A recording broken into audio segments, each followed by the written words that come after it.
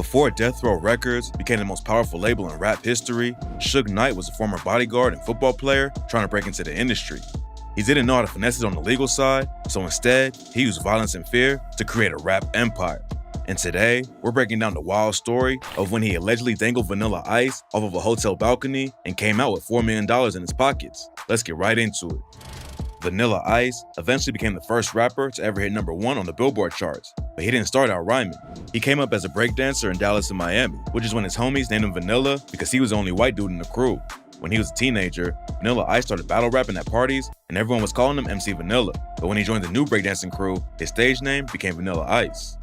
According to Ice, he wrote the track Ice Ice Baby when he was 16, but back then, he was more focused on racing motocross than making it in the music industry. He was actually a great racer and won 3 championships, but everything changed when he crashed during a race and broke his ankle.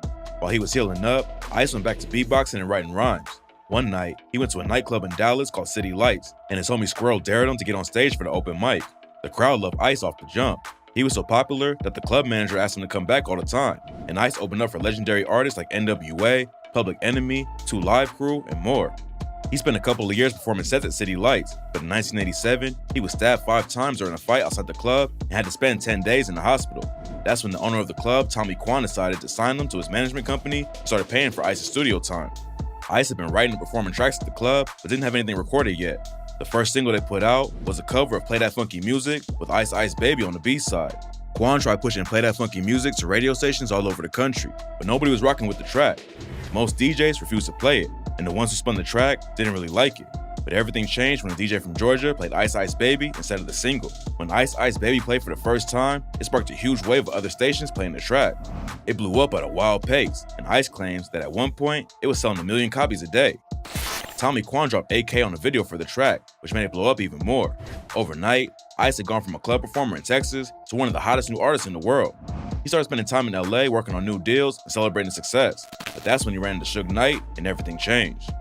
These days, everyone knows Suge Knight was like the rap game's boogeyman, but when Ice met him for the first time, he didn't have any idea what was happening. Back then, Suge was just getting into the music industry after being a bodyguard for artists like Bobby Brown.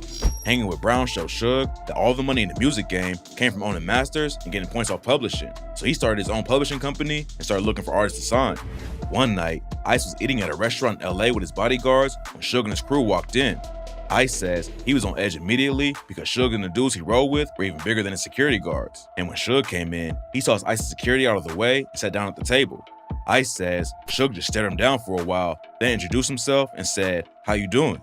Nothing serious went down that night, but over the next few months, Suge would pop up wherever Ice was and do the same thing.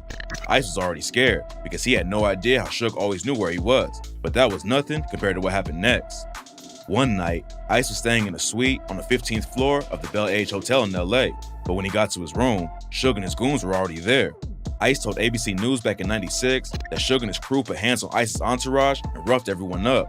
Then Suge took him out to the balcony and made him look over the edge to see how high up they were. Ever since it went down, rumors have been flying that Suge actually dangled Ice off the balcony, but everybody involved in the situation says it never happened.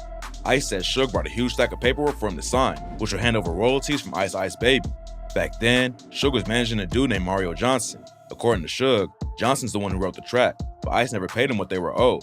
There are a lot of stories about what went down when Suge confronted Ice in the hotel room, but at the end of the day, the only thing ever confirmed was that Ice did sign over the royalties to Suge and Johnson, which ended up being worth around $4 million. In his interview with ABC, Ice said he was very scared during the situation. Knight says it was all business, but everyone knows just how brutal he was back then. Suge was only able to sign Dr. Dre to Death Row because he threatened Eazy-E and Jerry Heller with baseball bats, and after Death Row blew up, he got even more violent. 2 years after he shook down Vanilla Ice, Suge pistol whipped 2 rappers who used the phone at Death Row without asking them. George and Linwood Stanley were 2 brothers trying to make it in the game, and Suge forced them to take their clothes off at gunpoint before pistol whipping both of them. There's also an infamous story where Suge took a Death Row employee into the bathroom and made him get naked in front of a bunch of people. Then Suge made everyone pee in a bucket and forced the employee to drink it. Death Row Records became the most powerful label in the game, but it was a nightmare behind closed doors. There are a ton of stories where Suge would take employees into locked rooms and beat them. Everyone else would have to keep working while hearing their coworkers screaming for help. And if Suge was willing to treat his own employees like that, there's no telling what really went down that night in Vanilla Ice's hotel room. What's wild about the situation is that without Vanilla Ice and Ice Ice Baby, Death Row might have never existed. Suge took the money he stole from Ice to create the label, and the rest is history. he would end up signing Dre, Snoop Dogg, and Tupac to create the most stacked label in the history of the game. Death Row ran the West Coast in the 90s, and it all started with Ice Ice Baby. Back in June, Mario Johnson went on The Art of Dialogue and aired out his side of the story. According to him, Ice didn't write a single word of Ice Ice Baby.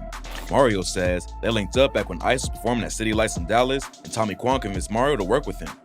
Mario says he wrote the track, and Ice didn't even like it, but he recorded it anyway just to see how it performed. Everyone has always said that the situation in the hotel room was about getting paid for Ice Ice Baby, but Mario says that's not how it went down. He says that after the track blew up, he was hired to write 9 songs for Ice's debut album, and Ice was supposed to pick 5 of them. But according to Mario, Ice took all 9 songs and didn't credit Mario on any of them, and that's why Suge pressed him in LA.